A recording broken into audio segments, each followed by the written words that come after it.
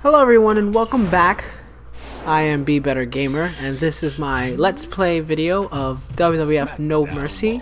This is part 2 of my eventually 6-part series where I am going to be 100%ing the Light Heavyweight Championship. WWF No Mercy for the N64, developed by AKI Asmik Ace, part of the legendary, at least I think legendary, wrestling games that Asmik Ace and AKI developed. Published by THQ along the lines of, or alongside I should say, Virtual Pro Wrestling 64, WCW versus NWO World Tour, WCW NWO Revenge, Wrestlemania 2000, Virtual Pro Wrestling 2, I said that already, WWF No Mercy. I'm tired. Anyway, I'm in SmackDown Mall. I'm currently editing Christian because this Light Heavyweight Championship run is going to be done with Christian, who was Light Heavyweight Champion briefly, although it was very significant when he became champion. Christian's first match in the WWF at the time was at WWF Judgment Day in Your House, where he debuted as part of the Brood, which at the time wasn't really the Brood, it was just Gangrel bringing in Christian to sort of sway Edge into joining him, who Edge recently had just joined the WWE. And Edge and Christian actually teamed up long before they came to the WWE. They pretended they were brothers, but they really were just really good friends, and they traveled a lot. And so WWE brought them in together in a way by having them join Gangrel and being part of the Brood. And Christian's very first match was at this pay-per-view. He defeated Taka Michinoku, the reigning light heavyweight champion, the first light heavyweight champion according to the WWE. But as I mentioned in my last video, the light heavyweight championship was around many years before it was reintroduced into the WWE. So depending on who you ask, there's different title reigns and different people are considered the longest reigning champions, but according to WWE, Taka Michinoku was the first light heavyweight champion, and he held the title for 315 days, which is pretty impressive, but he did lose it to the newly introduced Christian. And Christian would hold the light heavyweight title himself for about 30 days. Similar to S.A. Rios, although he did hold it longer than S.A. Rios. And S.A. Rios was the first wrestler I played in the Light Heavyweight Championship in my last video, my part 1 video, so check that out if you haven't. I don't know why I was in the SmackDown Mall shop. I think I was looking for Christian's alternate tights. I thought he had alternate tights from Wrestlemania 2000. Oh, that's what it was. I was looking for the Gothic shirt. The Gothic shirt was actually in the SmackDown Mall. Yeah, when he won it, he was part of the Brood, and I was like, you know what? I'm gonna do the Light Heavyweight Championship as Christian from the Brood, because just to show off kind of how cool the creative wrestler mode was in WWF No Mercy, and I did this all the time. I would edit people's outfits, give them their old costumes. It's very easy when a lot of their costumes are wasted. If you saw the third costume slot is what I was looking at, where Christian was wearing the referee garb. I think every wrestler pretty much in the game, their third outfit is this referee garb, because they introduced the referee mechanic in WWF No Mercy. You could have matches where you played as the referee, and in story mode a lot they make you play as the referee in a lot of the title paths. So there I am, giving him his white Gothic tank top. I mean, not tank top, but just regular top, and I changed his pants to purple and white, and it's exactly what he wore when he won. I was marking out a little bit about that's how great. That's why I love this game. That's part of the reasons why I love this game, is because you do little stuff like that. It may not seem like a big deal, but if you're a wrestling fan, you truly appreciate it. And it helps to see these characters in their old outfits. I mean, it's essentially what he wore in Wrestlemania 2000. In Wrestlemania 2000 was centered around when Christian and Edge and Gangrel had the Brood gimmick going.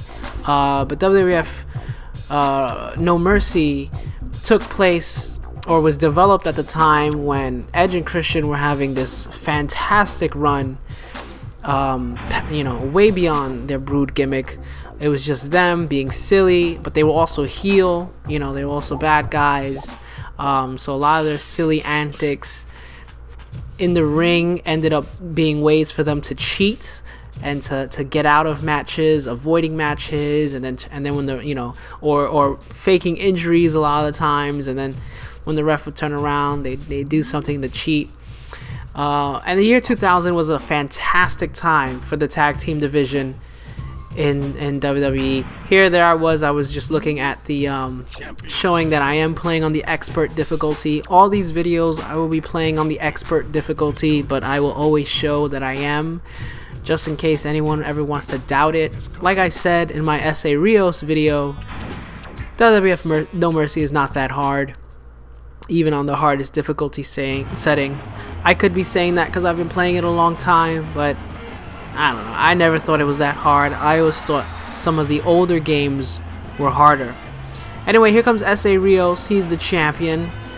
When I did the championship path as S.A. Rios, it was very simple. You just had to win every match. For Christian, I'm going to be switching things up. Because in order to 100% the career path, you have to go through different squares, essentially. That's the different paths. So you have to unlock all of them at some point. Now, a lot of these paths intersect, and you repeat a lot of the same matches because they will intersect into other paths. But, you know, I'm using a guide that I got off of GameFAQs that basically breaks it down. Hey, these are the fastest paths to take. If you win, lose, you know, in these matches, it's the quickest way to get there instead of trying to figure out how to unlock certain squares, because you can't see the squares, which I always thought was silly. You can't see the squares; they just give you a blank space. The only hints that you get that the paths branch is before the match. It'll say the story will progress whether you win or lose. So that gives you a hint as to, okay, so if I win, I'm gonna go a certain way, and if I lose, I'm gonna go a certain way. If it says the only requirement to win this match, you know, is to not lose, to win or whatever, and it doesn't give you, like, you must win the match. It says, like, I forgot the wording, but it says you must win the match. That's how you know that there is no other paths beyond it. You have to do what the match tells you to do, and then you're gonna move forward. There are some specialty matches. There's not a whole lot. There's not any really in the light heavyweight championship mode. But later on, when I do the European Championship, the IC title, all the other titles, there's, like, you know, handicap matches where you have to beat a certain opponent, or when you're the referee, there could be branching paths depending on who you let win or lose. You know, the Royal Rumble is a big example. You know, win the Royal Rumble, don't win the Royal Rumble, be eliminated after the 15th person in the Royal Rumble. It's silly stuff like that. But the light heavyweight championship is pretty straightforward for the Christian. Again, we're starting out with this four-way dance, which is always fun. I always like doing the four-way dances, elimination style. But basically, you have to win your first 3 matches and lose the 4th match.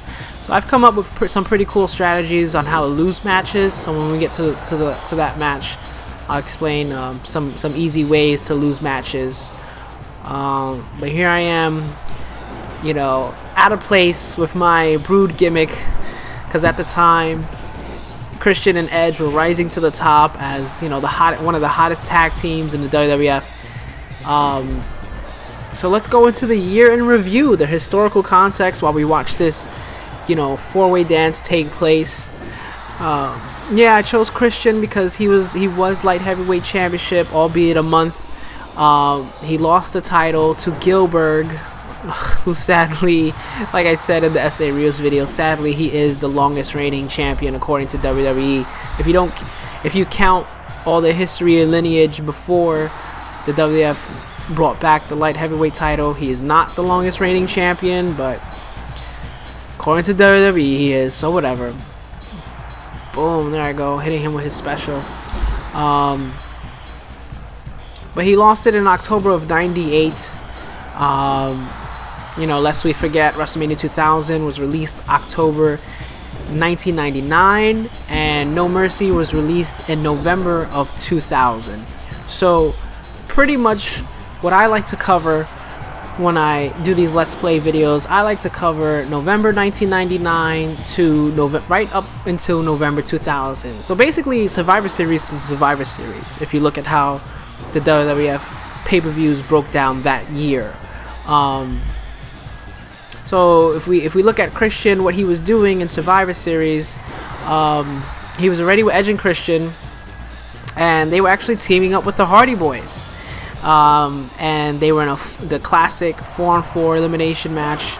Edge and Christian and the Hardy Boys took on Too Cool and the Hollies. Too Cool, Grandmaster Sexy, and Scotty 2 Hotty, and the Hollies, Crash Holly, and Hardcore Holly. Now, let's go back real quick, because so Edge and Christian left the Brood in June 1999, and I thought this was really, you know, fun trivia. If you have the WWE Network, you have to go back and watch No Mercy 1999. If you know anything about the Edge and Christian and Hardy Boys rivalry, you know it pretty much all started here. You know, Edge and Christian left the Brood, so Gangrel was upset, so he went after the Hardy Boys and had them join him. Hardy Boys, they dumped, you know, Michael Hayes, so they went with Gangrel for a little bit. But then Terry Runnels was like, hey, I'm going to do a tag team invitational tournament, and whoever wins the tournament gets to make me their manager. So, you know, a few tag teams jumped at the chance. Edge and Christian and the Hardys tournament final was at No Mercy 1999, and they had a ladder match, and that was the beginning of it all. And if you were watching wrestling at the time, you know what I'm talking about. They had this ladder match. The Hardys won, so they dumped Gangrel, joined with Terry, and then they had a really brief stint with Edge and Christian as sort of allies, because, you know, respect a little bit. You know, it's like, you know, we put on these great matches, and then we had a great ladder match, so hey, we're gonna team up at Survivor Series. So I just think it's funny that at No Mercy 99, and we're playing No Mercy, was the beginning of the Edge and Christian, Matt Hardy Boys, you know, ladders, tables, and chairs, oh my, feud. After that, in December, there was a 8-team battle royal at Armageddon. Edge and Christian were in it. They lost. The winner of the battle royal was going to go on to face the tag team champions at the Royal Rumble. And this is just a highlight of how many tag teams there were at the time, and good tag teams too. You know, you're talking an 8-team battle royal, and then there was also like other tag team matches at that pay-per-view, including the tag team championship. But in that 8-team battle royal, you had Edge and Christian, Mean Street Posse, the Headbangers, Mark Henry and the Godfather, Too Cool, the Dudleys, the Hardy Boys, and the Acolytes. 8 teams for a battle royal. I can't even name 8 teams right now in the WWE without like maybe sneaking in all the NXT teams, because I think NXT has more teams right now than, you know, on WWE, because you got what, Goldust and Stardust, the Usos, man, see, I'm already blanking. I know Cesaro and Tyson Kidd just started teaming up. You got Kofi Kingston and Biggie Langston teaming up, but you know, those two teams are pretty recent. But long term, yeah, Goldust and Stardust, the Usos, you know, the Luchador, what are they called? I can't even remember it. But the Luchadors. There's not a lot. There's not a lot of tag teams.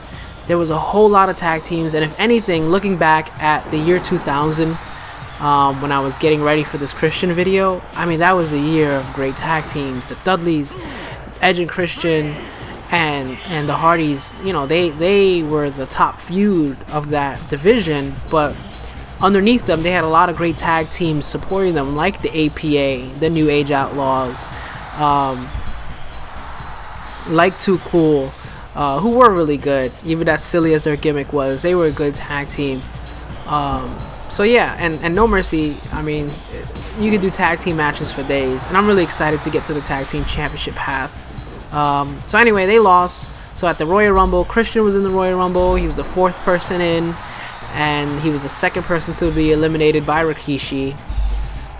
And then came No Way Out in February of 2000. Edge and Christian against the Hardys, #1 contenders match, and this is when the feud was really starting to bubble between those two teams and the Dudley boys. Edge and Christian won the #1 contender match, but that didn't matter because at WrestleMania 16, aka WrestleMania 2000, Edge and Christian versus the Hardys versus the Dudleys, triangle ladder match. I mean, if you don't have WWE Network, get WWE Network just to go back and rewatch all the TLC matches, all the ladder matches, tables matches that these 3 teams had. And WrestleMania 16 is kind of where it started.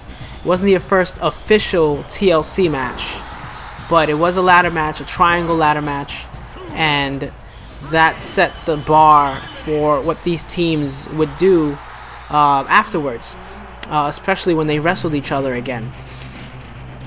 And I think it's really funny that WrestleMania 16 was WrestleMania 2000, and the game WrestleMania 2000 came out months before. It came out all the way in October of 1999, and then here we are in April of 2000, and we're finally at WrestleMania 2000. But in the year 2000, No Mercy comes out. I just think it's funny. Anyway, so after that amazing ladder match where Edge and Christian won, they became the tag team champions. Pretty much the rest of the year, they were just dominant. They were just dominant as tag team champions.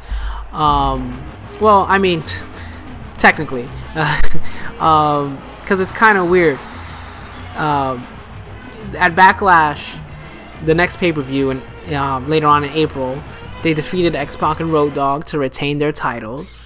Then at Insurrection in May, they took on the Hardys. They defended their titles. They lost by DQ, so they got to keep it. On Judgment Day, in May 2000, they were in a 6-man tag along with Kurt Angle. That's when the whole Edge, Christian, and Kurt Angle started teaming up. They took on Too Cool, which was Scotty 2 Hotty, Grandmaster Sexy, and Rikishi. And they lost to Too Cool. So, King of the Ring. There was a 4 Corners Elimination Tag Team Championship match. Now, between King of the Ring and Judgment Day, I believe Edge and Christian had lost the titles to Too Cool at some point. It was on an episode of Raw. Couldn't find the date. But, so at King of the Ring, there was a 4 Corners Elimination Tag Team match. And it was Edge and Christian, Too Cool, the Hardys, and TNA, Test and Albert, and Edge and Christian regained the titles. So they got the titles back. So now they're 2-time tag team champions at Fully Loaded in July. Tag team championship match against the APA. They lost, but it was by DQ. So they were able to retain the titles again. And then we get to SummerSlam, which was the official TLC Tag Team Championship match. It was the first time the match was called TLC because they had done tables match, they had done ladder matches, and Edge and Christian at the time was doing the concerto where they were taking the 2 chairs and sandwiching the guy. So SummerSlam 2000, again, WWE Network, just get it. It's $9.99. You can go back. You can watch these matches. These matches hold up. They are still good. And I dare say a lot of these matches are still better than what goes on today. Not to knock what goes on today, but it's just that, great matches never stop being great. And these TLC matches, these ladder matches, even their regular matches, even just if you go through these pay-per-views, if you go through that year and you just watch these tag team matches between Edge and Christian and the Hardys and all these other guys, these matches were great. They were fun. They were exciting. They told great stories in the ring. You know, the feuds made sense. It was a fantastic year for tag teams. All that stuff alone is worth $9.99 a month. You know, I dare you to watch all of that a month anyway. There's so much other content on the WWE Network, so just get it already. Anyway, that's my second WWE Network plug. Let's see how many I get through to this video. So they won, as we all know. They won that TLC match. And then at Unforgiven, they had a tag team championship match with the Hardys again, but it was a steel cage, and Edge and Christian actually lose that match. And then on the next night of Raw, if you remember, there was a ladder match, and I think Mick Foley was the manager, the general manager or whatever, and he had a stipulation that if Edge and Christian lose, they can't challenge the Hardy Boys anymore for the title. So they lose. So then they start dressing up as the Conquistadores, who were an old WWF tag team, and they're wearing these like gold bodysuits, and it's obviously them because they're doing like their moves and their taunts, and you can see their hair sticking out a little bit. But then they like go backstage and like they come out and they're not, you know, as Edge and Christian, and they're thanking the Conquistadores like, hey, great match out there, and like some other wrestlers or other Conquistadores. So they're going along with, you know, that in the ring they're not them, because hey, we're backstage, we're talking to them, how can they possibly be us? So the Conquistadores get a title shot against the Hardys at No Mercy 2000, and they win. They beat them, and it's, you know, turns out to be Edge and Christian. And then I forgot exactly how that whole storyline ended. I think they were supposed to have a tag team match. Edge and Christian was supposed to have like a tag team match against the Hardys, and the Hardys ended up impersonating as the Conquistadores, and I don't remember. All I remember is that the Hardys ended up regaining their titles. But it was a great storyline. I wish they put those episodes of Raw on the WWE Network soon. That would be very cool to watch. Then we get back to Survivor Series 2000, and the tag team champions at the time were Will Buchanan and The Godfather. Somehow, I don't know, the whole right to censor thing, they became champions briefly, and the Dudleys and the Hardys beat Edge and Christian and Right to Censor in a classic Survivor Series 4-on-4 match. So that's the year in review for Christian, pretty much. It was just him. I mean, you didn't see Christian without Edge, and you didn't see Edge without Christian at that time. They were synonymous, and that's what a good tag team is. A good tag team is they're just one and the same, you know. The British Bulldogs, you know, British Bulldog and Dynamite Kid, you know, Davey Boy Smith and Dynamite Kid. No, you're just the British Bulldogs, you know, Legion of Doom, Hawk and Animal. Like, you never saw them separate. You know, same thing with Edge and Christian and the Hardys and the Dudleys, and that's what made their matches great.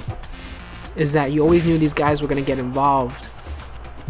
So it's really nice to see that the WWE actually didn't have long-term plans to keep Christian in the light heavyweight division, because I think if they would have pigeonholed him in this sort of light heavyweight status, he probably wouldn't have done so well in that first year, with being in the Brood and then teaming up with Edge, and you know, they were with the Ministry, I believe, and things like that, and you know, they were sort of just gaining recognition, like, hey, these guys are around, they're a tag team. But it wasn't until they broke out on their own without the Brood, and they were able to just be themselves in a way, that's when they really got to show their ability and their talent and how good they were in the ring. And you know, yeah, you can call Christian a light heavyweight because he's a smaller guy, but you know, he ended up being world champion at one point. And I think, you know, again, that was with putting Gilbert as the longest reigning light heavyweight champion, you're not really saying much about your division. So there he goes, hitting the 5-second photography pose in his Brood outfit. I just think it's still cool. The Brood was really cool. I like their outfits. I like their their entrance. They really had cool music. They were neat. It was a neat gimmick. It was different. So here I go. I'm going into chapter 4 now. Now chapter 4 is the match that I have to lose. So I believe that it's going to be a hardcore match. Now, if it was a regular match in the ring and there was DQ, I would just run out, get a weapon, and get myself disqualified. That's one way to do it. Another way to do it, if there's count out, which is rare actually in these matches, then I would just count myself out. But when you're doing a hardcore match outside, what you want to do is right away you want to just start using strong grapples, because there's a really high chance that the computer is going to counter it. Because sometimes if you just stand there and you wait for the computer to beat you up and pin you, it could take a while. So here I go for his Frankensteiner, because I know if he counters it, he's going to counter it to a pin, and boom, right away. 24 seconds. Look at that. Don't even have to wait. Now, another thing I have to say, the reason why he was able to pin me so fast is because I held down the control stick.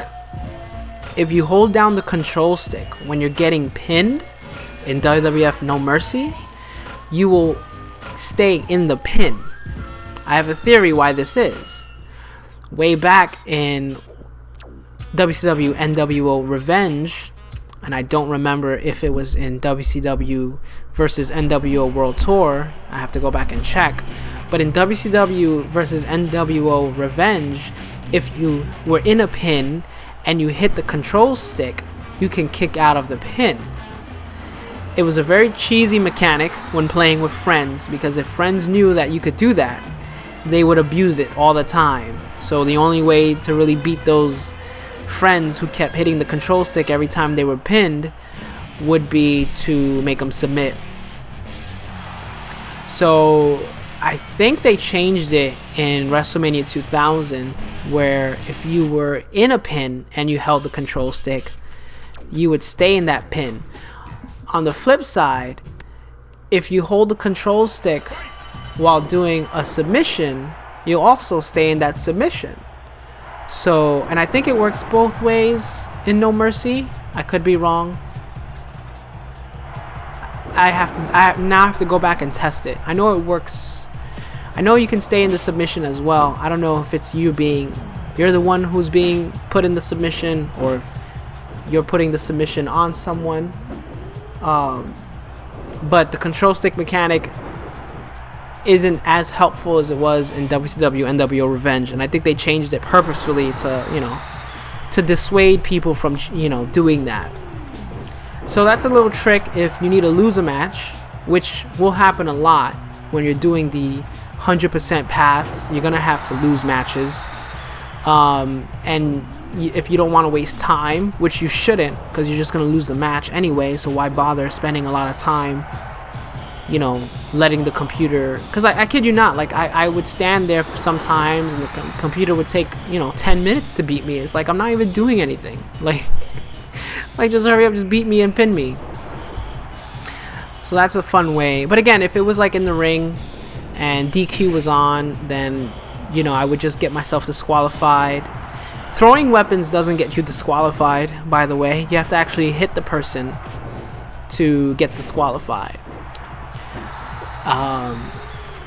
But a lot of the matches don't have disqualification on it. A lot of the matches don't have countouts on it. So your best bet is to just, if you know your wrestler's moves, and if you know a move is going to be countered into a pin, then go for that move right away. And usually after the first or second time, they'll automatically counter it into a pin, and then you just hold that control stick and the match is over.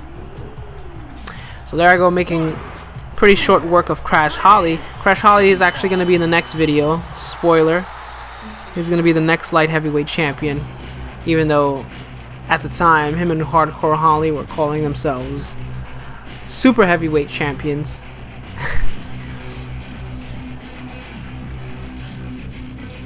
So here we go. We're already going on to match 6, which is pretty much done after this. The light heavyweight championship is very fast. It's the second shortest path that you can do. I have 1, 2, 3, 4 more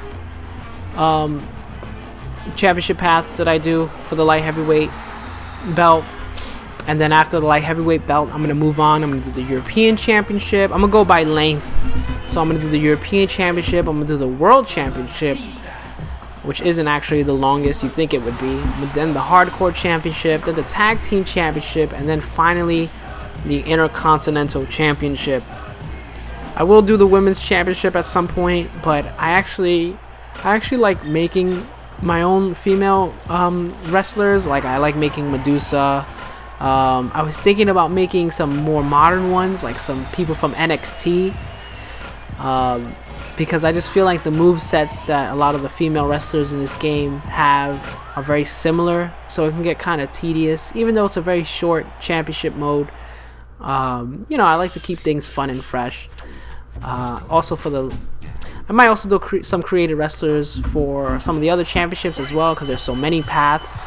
I'm gonna end up start running out of a lot of these wrestlers to play as, because the light heavyweight championship, yeah, people probably don't even remember Christian as light heavyweight champion, but you take what you can. There's not a whole lot of light heavyweight wrestlers in this game, because again, the light heavyweight division wasn't as fully fleshed out as the cruiserweight division in WCW. But any excuse to play as Christian I will take. And I think he just looks really cool in his Brood gimmick.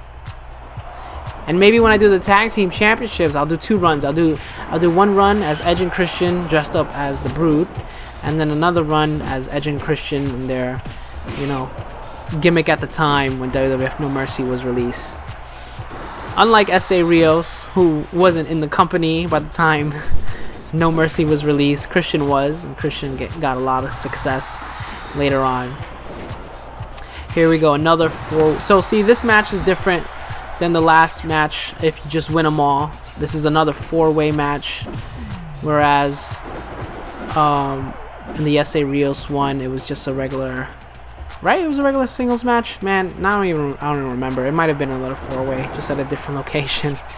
But again, 4-way dances are pretty simple. I mean, it could be because I've done them so many times, but you just stay on one guy pretty much. If something happens where the computer wants to go fight someone else, try to just stay on him, because it's easier to just beat up one guy while the other guy takes care of the other the other computer player. And treat it like a regular match. You shouldn't be switching views the whole time. You shouldn't be changing from one character to a next unless you want to get fancy and just beat everyone up at the same time.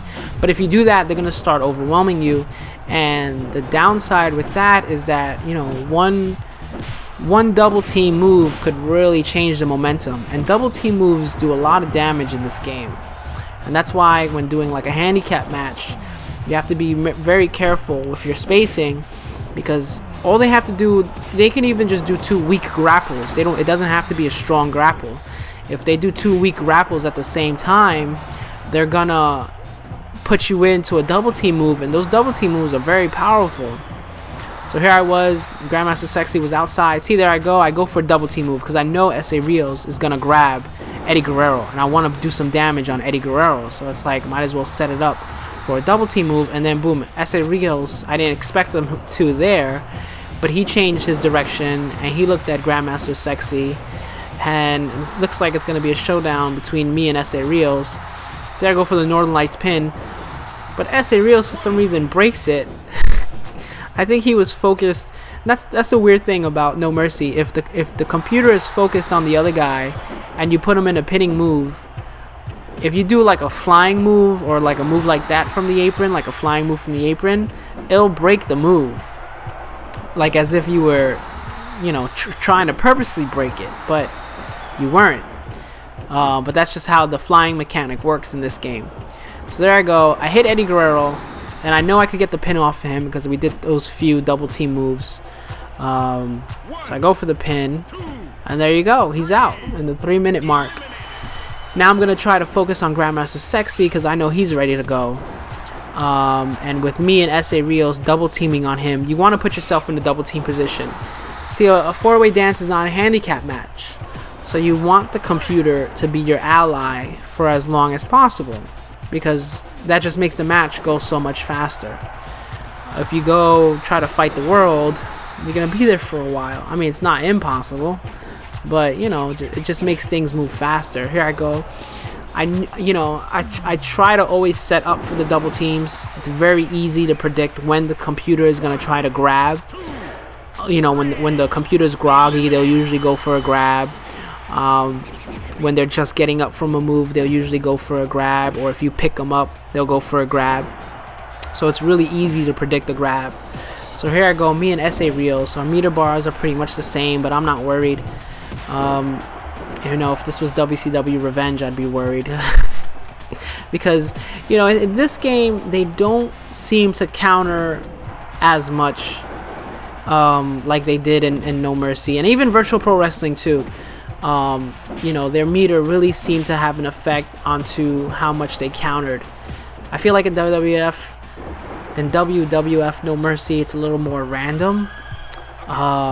You never really know when they're gonna counter. I mean, if they're having a comeback special, they're gonna counter, but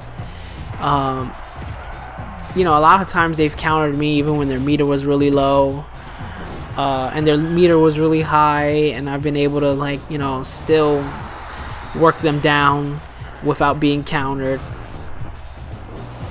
So there I go, giving them the chops. Making quick work. I gotta see, this is, you know, even with the going into the edit mode and editing Christian, I feel like this run was about the same length as the SA Rios run. Here I go, I'm gonna hit him with his front special. No, I think I'm gonna hit him with his back special, because I like the back special. Oh, no, I think I'm probably gonna go for both. Bam. So yeah, this is pretty. We're wrapping this up. SA Rios, unfortunately, as much as I love him, he doesn't stand a chance. Boom. And now Christian's gonna become light heavyweight champion. So there you go, another light heavyweight path under my belt, if you will. 2 down, 4 more to go. Next video, it will be Crash Holly going for the light heavyweight title. I got Crash Holly. I do a run with Taka, X-Pac, and D Malenko also. I've already got all those videos recorded. I just gotta, you know, do my commentary for those videos. But so the next one I will be doing commentary for will be my Crash Holly video. And you know, I hope you guys keep watching. If you like the videos, please click that like button. Please subscribe. I don't have a set schedule of when these videos are gonna go up. They're just gonna go up when they're ready. This is a work in progress. It's a passion project. It's a labor of love, but any and all feedback is greatly appreciated. So I hope you enjoyed watching the video. If you want to see me do any runs with any specific characters, please let me know. And yeah, that's it, I guess. Take it easy. Bye-bye.